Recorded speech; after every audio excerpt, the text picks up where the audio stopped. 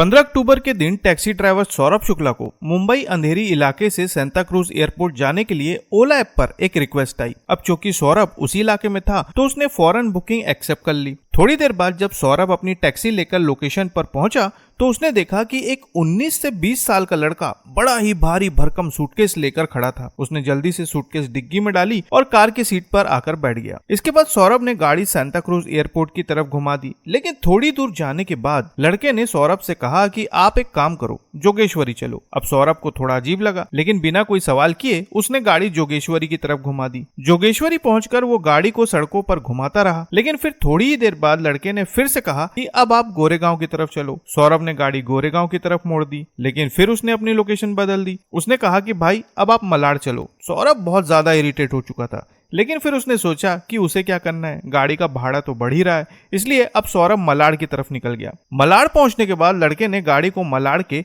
Mind space के बाहर रुकवा दिया और सौरभ को पैसा देकर गाड़ी से उतर गया। उसने कहा कि आप गाड़ी की डिग्गी खोलिए, सूटकेस उतारना है। सौरभ ने डिग्गी खोली, लेकिन सूटकेस इतना ज्यादा भारी था कि सौरभ को भी उस सूटकेस को बाहर निकालने के लिए हाथ लगाना पड़ा। फिर लड़के ने सूटकेस लिया और सौरभ गाड़ी लेकर वहां से निकल गया। लेकिन थोड़ी दूर जाने के बाद सौरभ को कुछ अजीब लगा। गाड़ी चलाते चलाते वो सोचने लगा कि आखिर उस भारी भरकम सूटकेस में क्या था और वो लड़का सुनसान सड़कों पर झाड़ियों के किनारे क्यों उतरा, बल्कि उसे तो सांता क्रूज एयरपोर्ट जाना था। लेकिन एयरपोर्ट जाने की बजाय उसने पूरा मुंबई दर्शन करवा दिया। सौरभ को लगा कि कुछ गड़बड़ जरूर है, इसलिए उसने तुरंत गाड़ी को वापस घुमाया और उसी लोकेशन में पहुंचा जहां पर उसने लड़के को ड्रॉप किया था। लेकिन जब सौरभ वहां पहुंचा तो लड़का वहां नहीं था। उसे लगा कि शायद वो चला गया है, लेकिन तभी सौरभ की नजर झाड़ियों पर पड़ी। उसने देखा कि जो सूटकेस लड़का लेकर आया था बिल्कुल वही सूटकेस झाड़ियों में पड़ा था। सौरभ को यकीन हो गया कि जरूर इसमें कुछ छुपा है। उसने बिना देर गंवाए मुंबई पुलिस को कॉल किया, साथ ही आसपास के लोगों को भी बुला लिया। कुछ ही देर में मुंबई पुलिस घटनास्थल पर पहुंची। मौके पर पहुंचकर झाड़ियों में पड़े सूटकेस को निकलवाया गया और धीरे धीरे वहां लोगों का मजमा लगने लगा।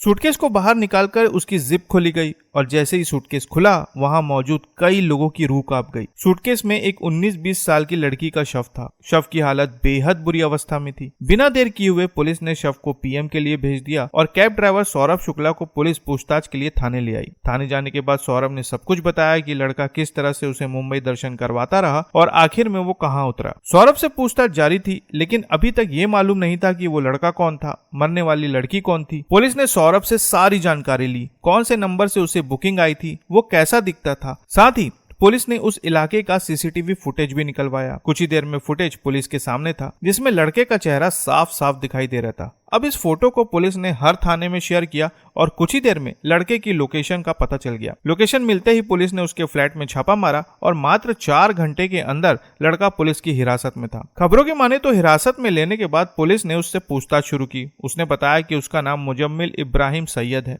और मरने वाली लड़की का नाम मानसी दीक्षित था, जो पेशे से एक एक्ट्रेस थी। आगे उसने कबूल किया कि उसी ने इस घटना को अंजाम दिया है, लेकिन सवाल था क्यों। पुलिस अब ये जानने में जुटी हुई थी कि आखिर इसने ऐसा क्यों किया। लेकिन दूसरी तरफ जैसे ये खबर समाचारों की सुर्खियां बनी कि मरने वाली लड़की मुंबई की मशहूर मॉडल और एक्ट्रेस मानसी दीक्षित है, तो सभी हैरान रह गए और खबरों से ही मानसी के परिवार वालों को इस घटना के बारे में पता चला। आगे की जांच में पता चला कि मानसी के पिता का निधन हो चुका था और उनकी दूसरी बेटी को उनकी जगह अनुकंपा में नौकरी मिल गई थी। लेकिन मानसी को शुरू से ही मॉडलिंग और एक्टिंग का शौक था, जिसके लिए मानसी की मां ने उसे बहुत सपोर्ट किया। 2014 में मानसी कोटा के ब्यूटी कॉन्टेस्ट में फर्स्ट रनर अप रही, जिसके बाद उसे छोटे छोटे असाइनमेंट मिलने लगे।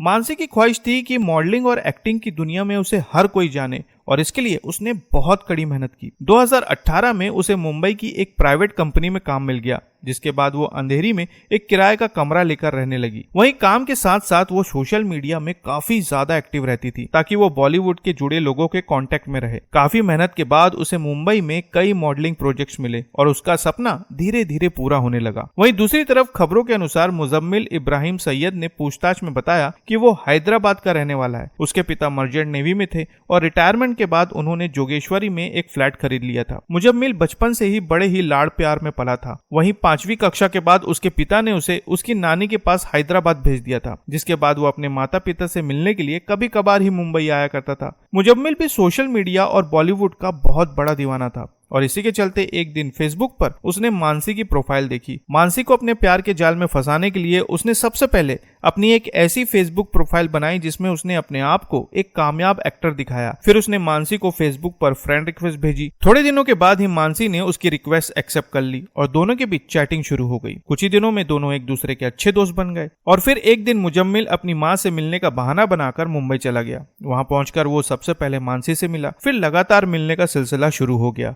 अब ये दोनों जब भी मिलते ज्यादातर मॉडलिंग और फिल्मी दुनिया की ही बातें करते। अब 15 अक्टूबर 2018 को मुजम्मिल की मां किसी रिश्तेदार से मिलने के लिए घर से बाहर गई हुई थी। मुजम्मिल को लगा कि यही सही मौका है। उसने मानसी को कॉल किया और एक मॉडलिंग कंपनी के लिए फोटो शूट करने के बहाने से उसे अपने फ्लैट पर बुला लिया। मानसी उसके फ्लैट पर पहुंची तो पहले तो काफी देर तक मुजम्मिल उसके साथ इधर उधर की बातें करता रहा, लेकिन फिर अचानक उसका असली चेहरा सामने आ गया। वो मानसी के करीब गया और उससे संबंध बनाने की बात कहने लगा। उसकी अजीब हरकतों को देखकर मानसी समझ गई और उस पर चिल्लाते हुए फ्लैट से बाहर की तरफ भागने लगी। उसे फ्लैट से बाहर जाता हुआ देखकर मुजम्मिल डर गया और उसी वक्त उसने वहां पड़ा एक स्टूल उठाया और मानसी पर हमला कर दिया। मानसी तुरंत बेहोश हो गई, लेकिन फिर बेहोशी की हालत में वो मानसी से घिनौना काम करने लगा। लेकिन तभी मानसी को होश आ गया। मानसी को होश में आता हुआ देखकर मुजम्मिल घबरा गया और उसने फिर से हमला किया, जिसकी वजह से उसकी मृत्यु हो गई। इस घटना के बाद वो बुरी तरह से घबरा गया। उसे समझ में नहीं आ रहा था कि वो करे भी तो क्या करे। काफी सोचने के बाद उसने सूटकेस में मानसी को रखा और कैब बुक करके सूटकेस लेकर वहां से निकल गया। इस घटना के बाद मुजम्मिल को संबंधित धाराओं के तहत जेल भेज दिया गया। साथियों, ये घटना 2018 की है। 2019 में मुजम्मिल ने बेल के लिए भी एप्लीकेशन लगाया था, लेकिन वो खारिज कर दिया गया और अभी तक समाचारों में इसका कोई अपडेट नहीं है। ये घटना बताती है कि कभी भी किसी पर आंख बंद करके विश्वास ना करें, क्योंकि कोई नहीं जानता कि किसके मन में क्या छुपा है।